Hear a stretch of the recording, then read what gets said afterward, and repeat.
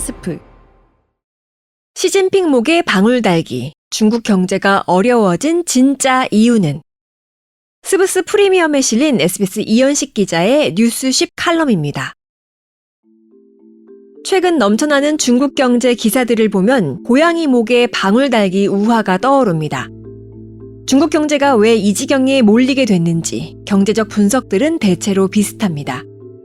문제는 그 근원에 어떤 문제가 있고 그걸 어떻게 해결할 것인지입니다.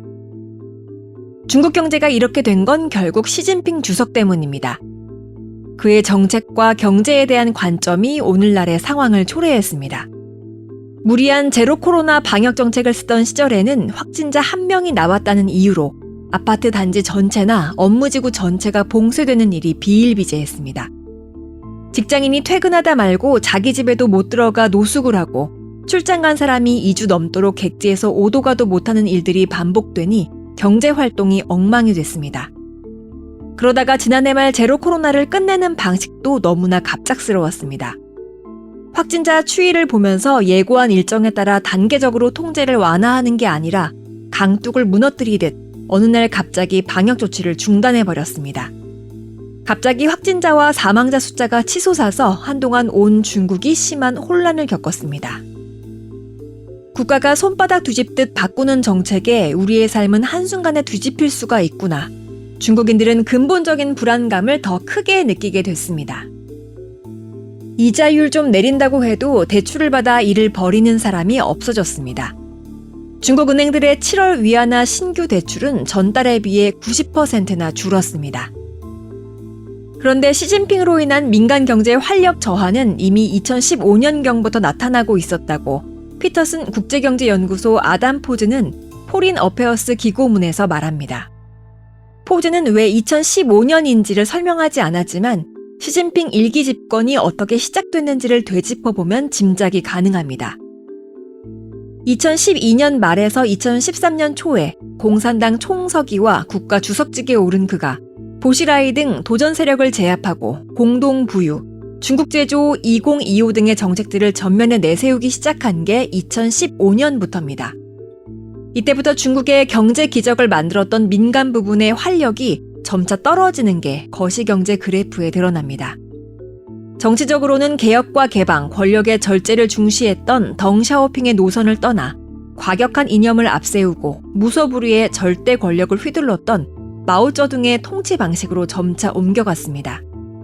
코로나19 사태가 터진 2020년 이후로는 강력한 봉쇄와 격리 위주의 방역 정책에 홍색 정풍운동을 결합해 자신의 3연임을 위한 사회 통제를 강화했습니다.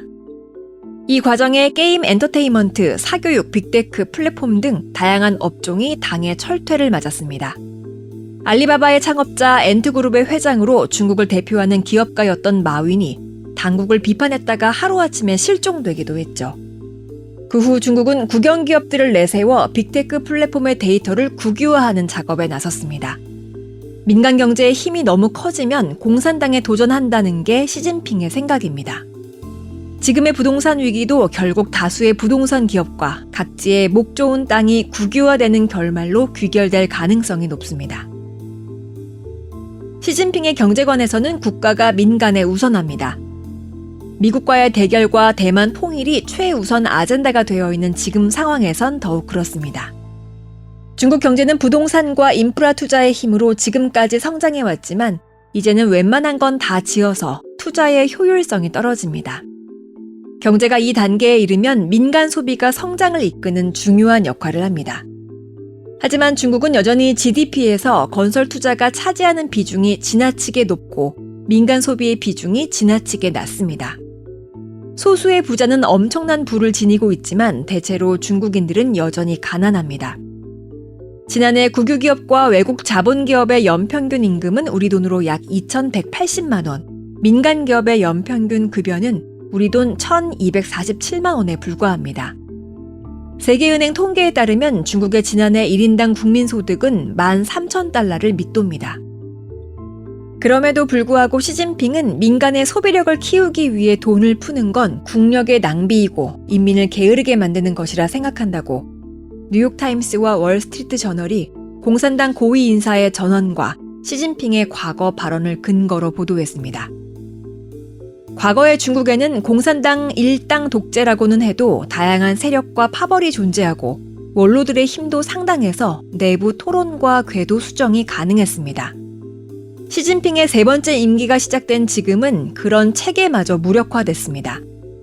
시진핑 스스로 성찰하고 반성하지 않는 한 정책의 기조가 바뀔 일은 없습니다. 시진핑이 지난해 가을 3연임을 확정지었을 때 뉴욕타임스에는 땡큐 시진핑이라는 칼럼이 실렸습니다. 시진핑의 장기 독재 덕분에 중국의 국력이 미국을 앞서는 미래는 현실화되지 않게 됐다는 일종의 조쿠였습니다. 이런 얘기를 시진핑에게 가서 말할 수 있는 사람이 중국에 있을까요? 고양이 목에 방울을 달 쥐가 있을까와 다름없는 질문입니다. 여기까지 스브스 프리미엄에 실린 SBS 이현식 기자의 뉴스10 칼럼, 저는 아나운서 윤현진이었습니다.